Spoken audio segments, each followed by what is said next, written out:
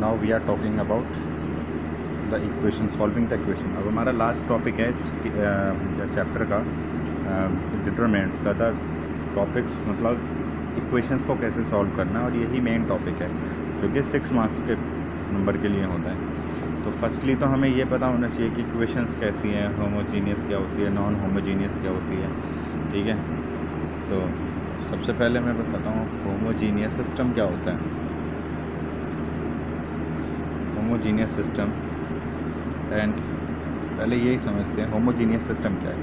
हमारे पास एक कोई लीनियर इक्वेशन है, जैसे 2x प्लस में 3y is equal to 0 and then the 3x minus का y इज इक्वल टू 0।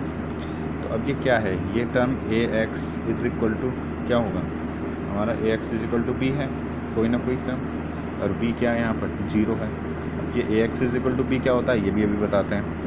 तो सबसे पहले क्या होता है कि हम लोग देखते हैं कि मतलब अब इसमें ये सिस्टम होमोजीनियस है कब, ये system is said to be homogeneous when the value of the b is equal to 0। b क्या होता है अब ये समझो, then a1x plus b1y is equal to c1, a2x plus b2y is equal to c2। तो ये जो identity ये जो है ये क्या है, a1 है और ये a2 है, b1 है b2 है। तो ये और इनटू में x और y क्या है, ये इसके कॉफिशिएंट है, और इज इक्वल टू किसके है, ये किसके है c1 अपॉन c2 के। तो ये जो इक्वेशन बनती है ये a इंटू एक्स और इज इक्वल टू क्या है ये b, तो इसको बोलते हैं ax is equal to b। अब ax is equal to b ये हुआ हमारा सिस्टम। कैसा सिस्टम कि ये हमारा सिस्टम है नॉन होमोजीनियस। अगर नॉन होमोजीनियस होगा then we can find the solution of the equation. अगर वो होमोजीनियस है तो सॉल्यूशन हो ही नहीं सकता।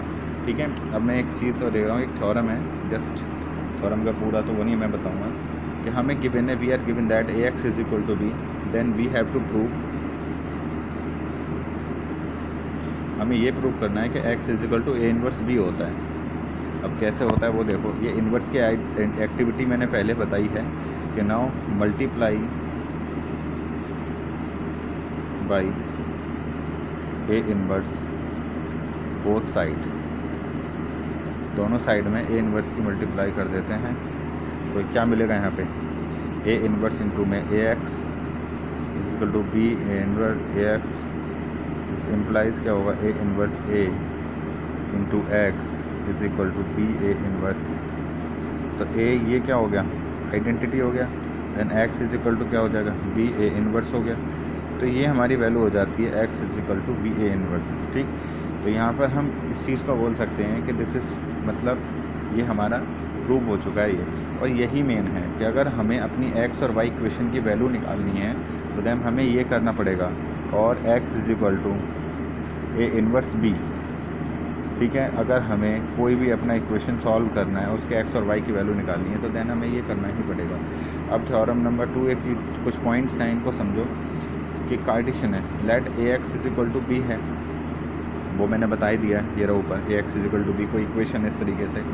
इफ़ फर्स्ट समझना, इफ़ अगर determinant of A is equal to 0 होता है, और if determinant of A is equal to 0 then the system is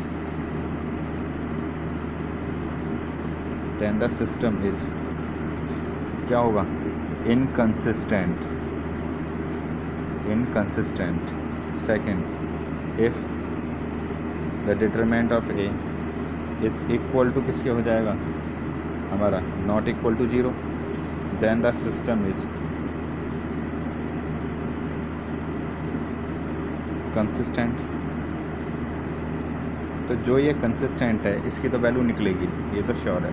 but जो ये है ए इज इक्वल टू ये इक्वल टू 0, तो देन ये क्या ऐसा सिस्टम है कि इनकंसिस्टेंट है, इसकी वैल्यू हम निकाल सकते हैं। ठीक है, इनकंसिस्टेंट की वैल्यू निकलेगी। ठीक है, अगर ये इक्वल नहीं है तो then the function is what, the function is consistent. ठीक है, तो फंक्शन कैसा होगा, वो कंसिस्टेंट होगा, देन वैल्यू उसकी निकलेगी। देन वो होगा, एक कंडीशन और होती है, third one is if you have to check, अगर ये इसके 0 के इक्वल है then and the adjoint a and into b is equal to 0 है। ठीक है, तो जब ये इक्वल टू 0 है तो देन क्या बोलेंगे, then the function is consistent. तो ये भी अच्छी तरीके से एडजॉइंट ए भी निकालना पड़ेगा, देन मल्टीपल बाई बी भी करना पड़ेगा, then function is the consistent. तो ये हमारी कुछ चीज़ें होती हैं यहाँ पर। फर्स्ट ये तीनों कंडीशन हमें ज़रूर चेक करनी पड़ेंगी क्वेश्चन को करने से पहले। अगर ये कंडीशन चेक होती हैं then after that you have to be solve the question, you are able to solve the question. Then कुछ प्रोसीजर मैं एक बार इसका बता दे रहा हूँ कि इस क्वेश्चन को कैसे सॉल्व करते हैं। क्वेश्चन को सॉल्व करने का पहला step number 1, first step, equation को ax is equal to b की फॉर्म में लाना है। ax is equal to b की फॉर्म में लाना है। उससे भी पहले चलो वो ले आते हैं। देन यहाँ पर a की वैल्यू हमें मिलेगी, देन हमें यहाँ पर b की वैल्यू मिलेगी कुछ भी, देन x हमें यहाँ पर फाइंड आउट करना है।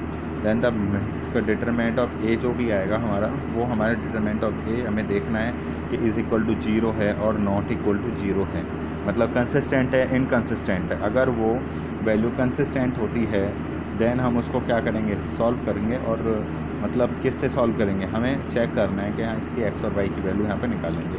ठीक है, स्टेप नंबर ये फर्स्ट हो गया। देन इसके बाद जो अगला स्टेप होता है हमारा स्टेप है नेक्स्ट क्या, कि हमें जो चेक करना है किसमें, इसके अंदर we have to the check what, कि हमें थर्ड चेक करना है। इसके बाद आता है step number 3, we have to find out the a adjoint a. ठीक है, एडजॉइंट ए निकालना है। एडजॉइंट ए के लिए क्या निकालना पड़ेगा, कोफैक्टर्स। देन एडजॉइंट ए के बाद फोर्थ हो गया, इसके बाद में ए इन्वर्स हमें फाइंड आउट करना है। देन ए इन्वर्स फाइंड आउट करना है, उसके बाद में x is equal to a inverse b, ये हमारी वैल्यू हो ही जाएगी। देन ए इन्वर्स में बी का मल्टीपल कर देंगे। ठीक है, तो ये ऐसे